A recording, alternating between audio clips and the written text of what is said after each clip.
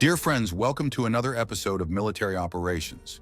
In this video, we will talk about the MiG-21, the Soviet fighter jet that gave Western pilots the most headaches over the decades. And if you haven't subscribed to the channel yet, make sure to do so and turn on the notification bell so you don't miss any updates. In the 1950s, the Soviet Union needed a fighter jet that combined speed, simplicity, and, most importantly, affordability. The answer came from the Mikoyan-Gurevich Design Bureau in the form of the MiG-21. With a 57-degree delta wing and a single Tumansky R-25 engine, the aircraft could reach Mach 2.05, rivaling the American F-104 Starfighter, which at the time was the fastest fighter jet in the world. The secret behind the MiG-21's capabilities lay in its extremely minimalist design. The cramped and uncomfortable cockpit, the lack of an advanced radar in its early versions, and a poorly positioned external fuel tank that caused significant instability in flight were all offset by its incredible ease of production. This resulted in an unprecedented production rate for that era. With over 11,000 units rolling out of Soviet, Czech, and Indian factories, the total number climbs to 13,500 when including the Chengdu J-7, an almost exact Chinese copy of the MiG-21, which remained in production until 2013. The R-25 engine had an emergency mode that, when activating a second afterburner stage, generated over 9,000 pounds of thrust, allowing for vertical climbs of 254 meters per second. However, it was a risky maneuver, with usage limited to 2 minutes to prevent overheating.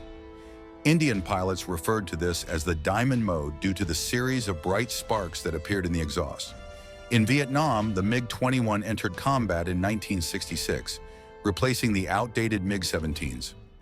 North Vietnamese pilots, trained by disguised Soviet instructors, adopted hit-and-run tactics, executing extremely fast attacks guided by ground-based radar, often flying at very low altitudes. A remarkable example occurred on July 7, 1966, when pilot Tran Ngoc Siu shot down an F-105 Thunderchief using unguided S-5M rockets, an incredible improvised feat that shocked the United States. The F-4 Phantom II, armed with long-range missiles, was lethal in engagements at greater distances. However, it struggled in close-range dogfights against the MiG-21, which, being much lighter, had the advantage in tight turns. But there was a major drawback. The RP-21 Sapphire radar on the MiG-21 could only detect targets up to 30 kilometers away, compared to the 100-kilometer range of the Phantom II's radar. The solution devised by the North Vietnamese was to coordinate with ground stations to ambush enemy formations. The tactic involved flying at low altitude with the radar turned off, relying on radio guidance from long-range radar operators positioned in the rear. The North Vietnamese pilots would only climb and activate their radars when they were practically underneath enemy formations, minimizing their exposure. During the Yom Kippur War in 1973, the Syrians, who were major MiG-21 operators, introduced a new way to use the aircraft.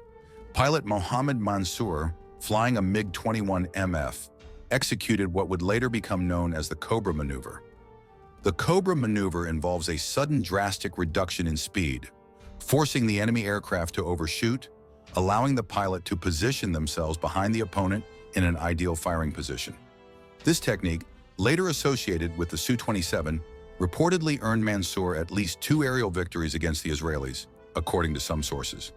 A few years later, with the arrival of the F-15 in Israel, Arab MiG-21s, armed with just 2 R-60 missiles with a range of 8 kilometers, were left completely outmatched. The F-15, even in its first version, was equipped with AIM-7 Sparrow missiles, capable of striking targets from 70 kilometers away.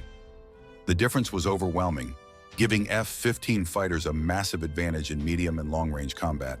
However, in close-range visual engagements, when MiG-21 pilots managed to catch F-15s by surprise, the Soviet fighter remained a highly feared adversary due to its agility. In India, the MiG-21 became both a legend and a tragedy.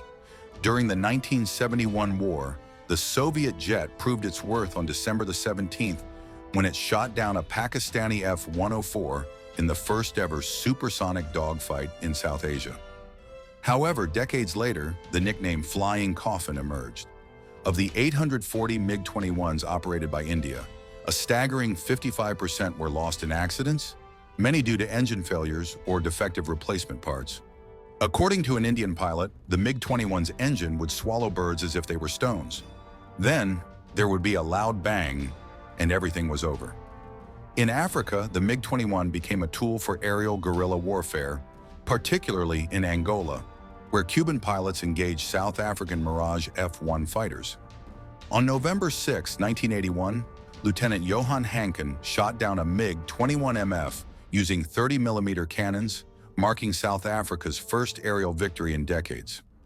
Meanwhile, in Ethiopia during the 1970s, hired Israeli pilots flying F-5 fighters shot down 4 Somali MiG-21s in a single engagement, highlighting the poor training of African pilots. The MiG-21 was so widely used that even the CIA secretly operated some units. In the 1980s, captured MiGs from Vietnam were used by the Red Eagle Squadron to train American pilots in Nevada. The final chapter of the MiG-21's legacy was written in the skies over Syria. During the Syrian civil war in 2016, a Syrian MiG-21 was shot down by rebels using a Chinese Fin-6 missile. Pilot Mohammed Salfan ejected, but was captured after his navigation system failed. An irony for an aircraft designed in the analog era. In 2023, Romania retired its last Soviet-era MiG-21 fighters, which had been modernized with Israeli systems. Despite being equipped with Python 3 missiles and long-range radar, the fleet had an accident rate 30 times higher than that of Romania's other aircraft. But in the end, what is the legacy of the fishbed? It proved that simplicity and adaptability can challenge high technology. Today, museums display its elegant design, while countries like Cuba and Azerbaijan continue to operate upgraded versions.